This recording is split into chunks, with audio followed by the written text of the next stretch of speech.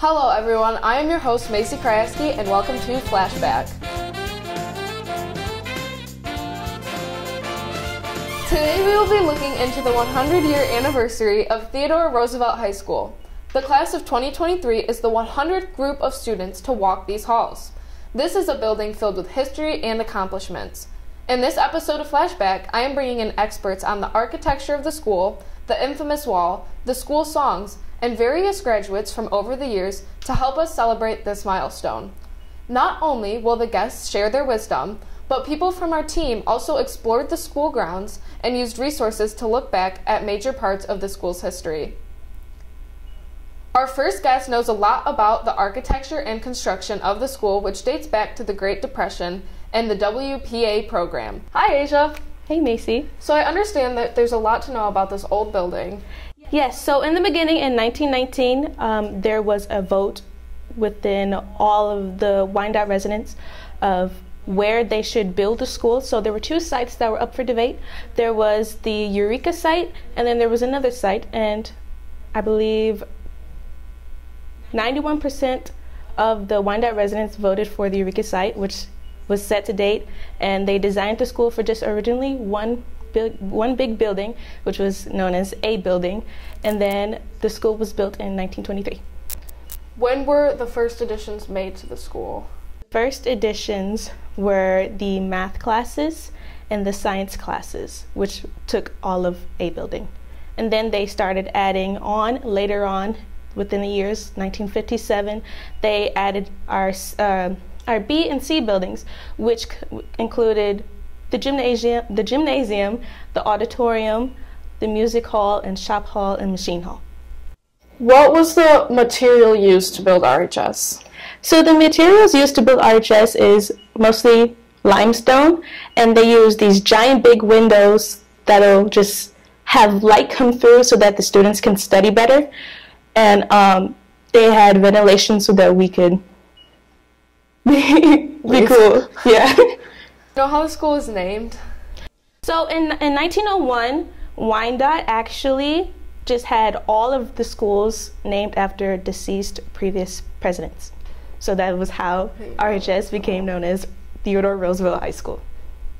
What was a popular part of the school that no longer exists today? So a popular part of the school that no longer exists today is the rifle club.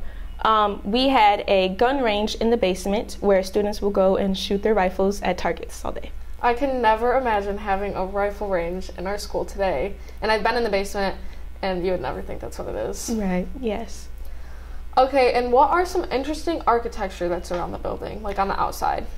Some part of the exterior of the school, there's like these little designs to make the school look unique. So there's murals encrypted in the limestone, like there's these babies, and then there's people reading a book, and then there's also the school shield on one of the sides of the buildings as well.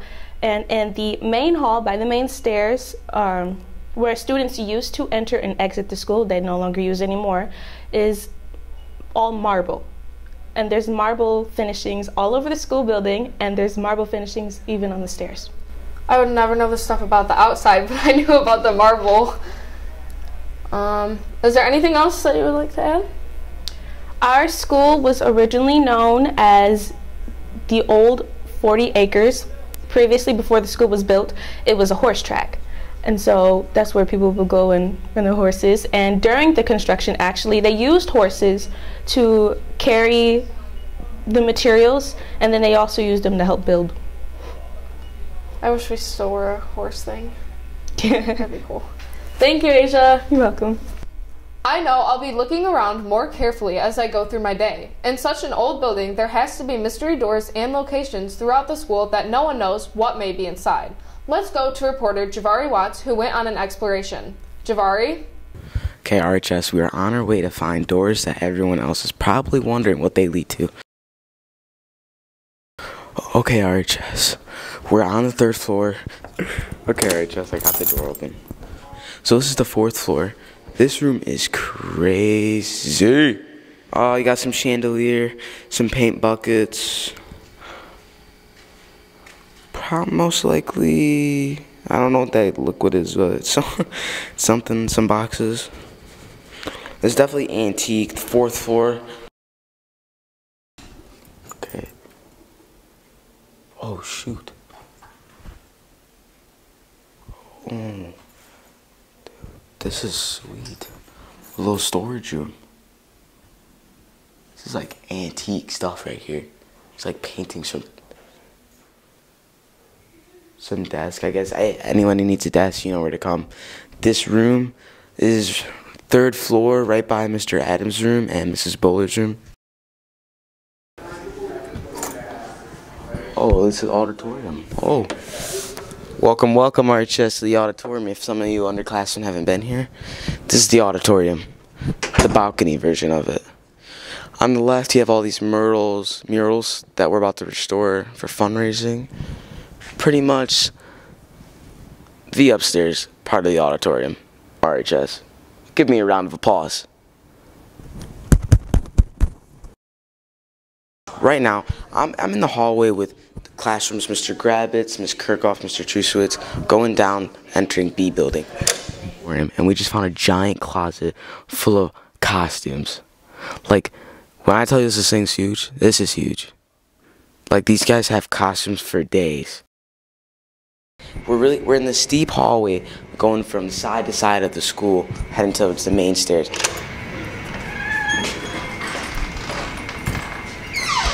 Okay, this was not what I was expecting.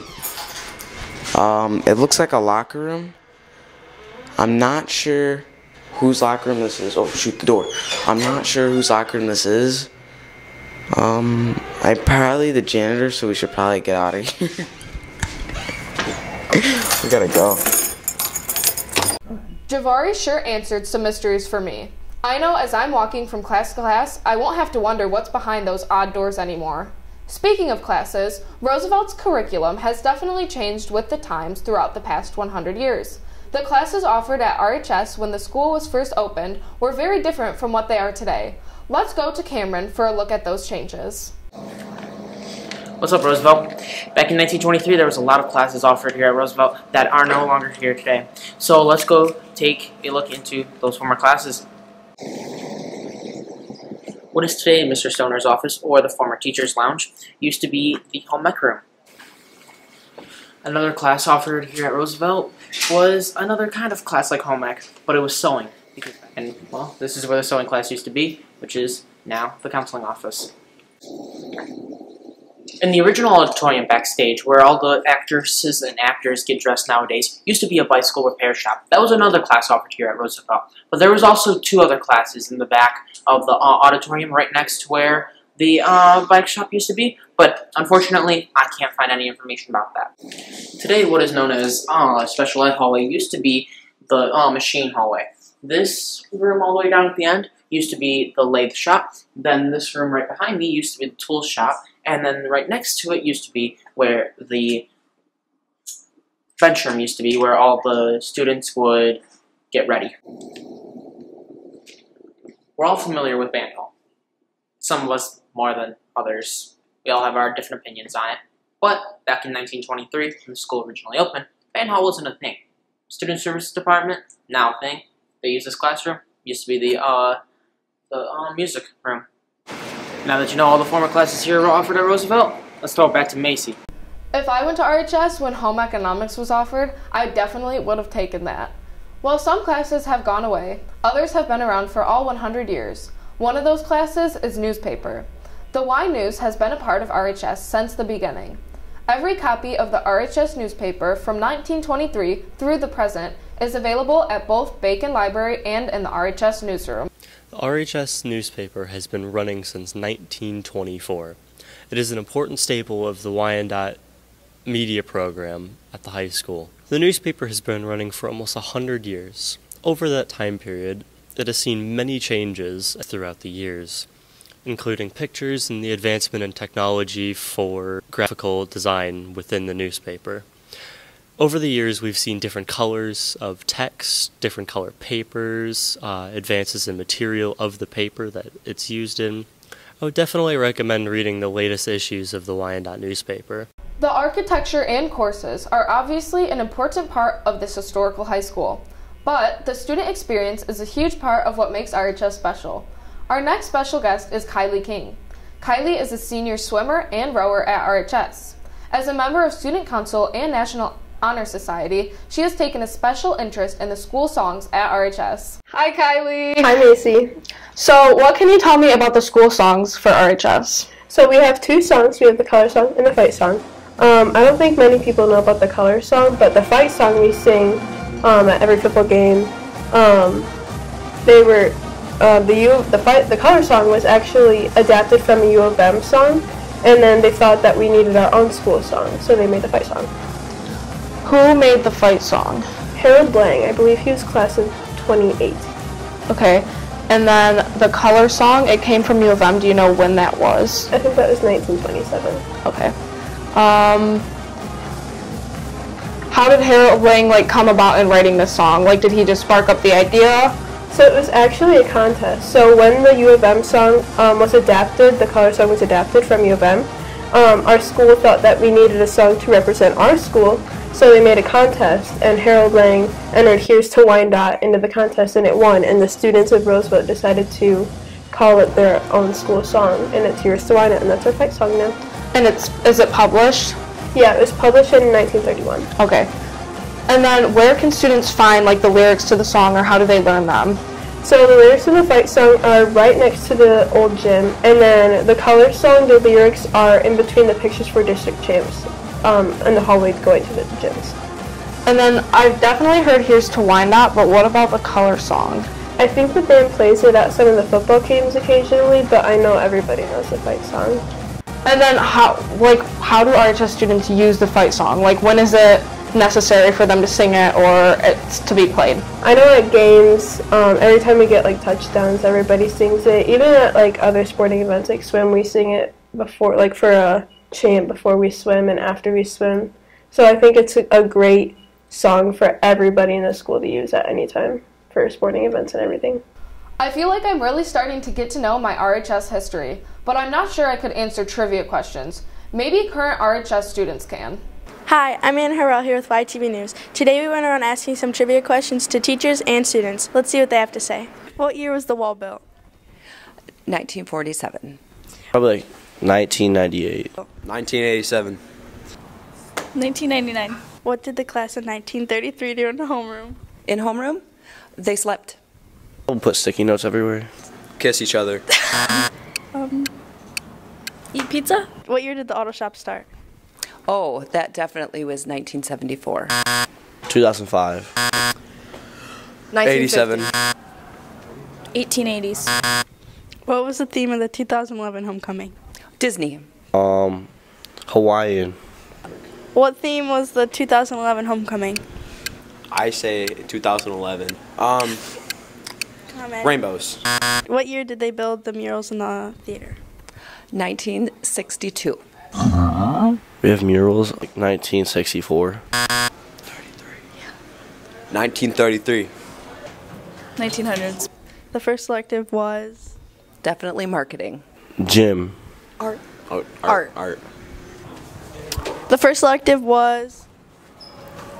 It was the shooting range. What year was the first graduating class? 1923. Or no, 1922. 2024. Oh, no, What do you- wait, no, what do you mean? 1922. 22. No, 23. 1980s. How much did a school newspaper cost when school first started? Just a nickel. 50 cents. 5 cents. Was it $1? $3. 5 cents. And then what year was the Here's to Wyandotte chant started? Here's to Wyandotte Dear Old School, 1923. 1972. 1947. 1923. I'm Keegan Howard, and thank you for tuning into the 103rd episode. Now back to you. I definitely would have gotten at least a couple of those right. Our next special guest will get the questions about the infamous wall right for sure. Let's welcome Lauren Pelland. Lauren is a junior at RHS and has been involved in the painting of the wall before. But she is here today to share everything about the infamous wall that used to stand at RHS and what remains of it today. Lauren, what can you tell me about the wall? So they decided to build the wall around the football and baseball field, which was 8 feet tall, and it was from the Detroit Brass Company and the Malleable Iron Works, which they tore down the McKinley School to build it. How much did it cost to build? $27,605, and they got a grant from the WPA Superintendent Frostick. What is the significance of the piece of wall that still stands here at RHS today? Basically, it's just like the history from the past. So like just that little wall just shows like it was just like a thing carried on from the past, and we use it today as in like for sports, like if they have a big competition coming up, or like memories, or just like important events that we want to show our school that we have going on.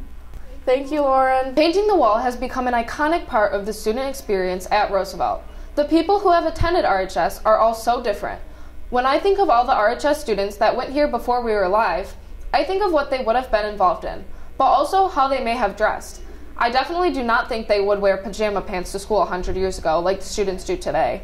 Fashion at RHS has changed a lot throughout these past 100 years. Here's a closer look at each decade. First, for the year 1923, girls wore loose dresses and stockings with longer skirts, and teen boys would just wear a classy suit. For 1933, girls wore big skirts and baggy sweaters, and boys wore suit jackets and long pants, and their hair was simply cut short and parted to the side. In 1943, girls wore plaid skirts with a snug-fitting sweater over a blouse, and boys wore high-waisted pants with collared shirts. In 1953, girls wore blouses, jeans, and long narrow skirts, and boys wore button-down shirts, leatherman sweaters, and high-waisted trousers. In 1963, girls wore knee-length pleated skirts in dark colors and white rounded collar shirts. Boys wore dress pants with long-sleeve button-downs, a tie, and a jacket. In 1973, girls wore brightly colored bell-bottoms with blousy shirts, and boys wore brightly colored monochromatic ensembles with a very wide collar, usually with a ruffled shirt. In 1983, girls had big hair and had colorful makeup, and also wore workout clothes like leggings and oversized sweaters. And boys wore denim jeans with bomber jackets and sneakers. In 1993, the grunge movement rose popularity. People wore plaided flannels, mom jeans, and Doc Martens. In 2003, girls wore crop tops, low-rise flare jeans, platform sandals, and boys wore distressed denim, cargo pants, polo shirts, and sneakers. In 2013, girls wore cutout shoulder shirts, crop tops, stripes, and skater skirts. Boys wore graphic tees, fedora hats, and skinny jeans. This year's graduating class has a variety of style, from 90s grunge to emo to athleisure. 2023 has a little bit of everything. Fashion throughout the 100 years was varied and unique. Our final guest of Flashback is senior Harmony Badikian. Harmony, a member of the class of 2023, has family who have graduated from RHS over the past 40 years. She talked to many former RHS students that still live in Wyandotte to get an understanding of what the school is like throughout the decades. Hi, Harmony. Hi, Macy. So you talked to some former RHS students, and out of everyone you spoke with, who attended RHS the longest ago? Miss Powell. She graduated in 1970, and she was actually really interesting to talk to. When did you graduate from RHS? I graduated in 1981. Graduated in 1993. I was a graduate of June 1970, and at the time it was the largest graduating class from Roosevelt High School with 453 students. 1999. Harmony and I are both part of the class of 2023, so we will be graduating as the 100th year anniversary class. Personally, I am involved in cross country and track. Harmony? I do tennis and some other clubs around the school. I just auditioned for Poetry Out Loud. What things were you involved in high school? I was in the marching band, I was on the synchronized swim team, and I worked on the yearbook. I played football, basketball, and baseball. I was kind of on the shy side at the time. So it was great that I had some teachers that mentored me, and I really liked the social life and still enjoy going to the pep rallies and the homecoming games. That was really a lot of fun, but it got my confidence up so I could join the drama club. So that was the big thing, was being a theater kid for me. I was a cheerleader for a little bit in 9th and 10th grade. I played the saxophone. I was on the rowing team, and I was treasurer of RHS. Definitely, I wouldn't say I have similarities to the people that I interviewed, but I thought it was really cool finding out like different stuff that was involved with RHS that is no longer in RHS, like synchronized swimming. Our school used to have a synchronized swimming club, and I thought that was really cool, but unfortunately we don't have that anymore. Do you think that you would do synchronized swimming if we had it? Yeah. I feel like I definitely would. It would be cool. What's your most significant school memory? I have a lot of school memories, but probably the most significant ones and the ones I remember the most are anything having to do with the marching band. We went on trips to Mackinac Island, and we went to Interlaken for band camp. So those were the most significant things for me, I think. I think my best memory of high school is the relationships that I formed and the people that I still stay in contact with now. Most of my friends that I still have are the ones that I made in high school, so that's probably my best memory. Probably, not counting the big food fight in the cafeteria of 1969, but it would be going to the football games, and the homecoming dance was a big deal for me. I think the biggest thing I remember about high school is just how much excitement there was for our homecoming and all the school spirit that we had. Just remember like getting really into it and making our own shirts, and all of those times were amazing. What is one thing you learned from speaking with these people, other than just clubs and activities, just any wisdom from them? I learned that for a long time, homecoming has been like a huge deal. I think everybody, if not most of them, said something about homecoming. What was your favorite class at RHS? I liked any of the English classes. I like to be able to read.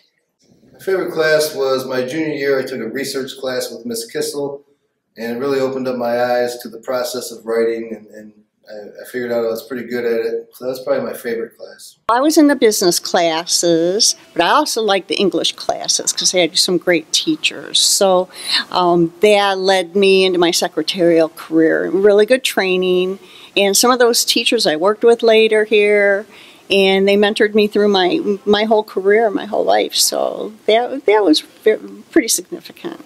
I loved all of my science classes, especially biology, and that's one of the main reasons why I do what I do today. I also learned that in 1969 there was a food fight, a huge food fight in the cafeteria. That's crazy. What would you do if that happened? Would you join in? Yeah. Okay. You'd have to. It's like, what if you didn't want to waste your food though? I would do it just for the one time. Yeah, just to like be part of the mem. What are you doing now? I work as a nurse midwife at the University of Michigan.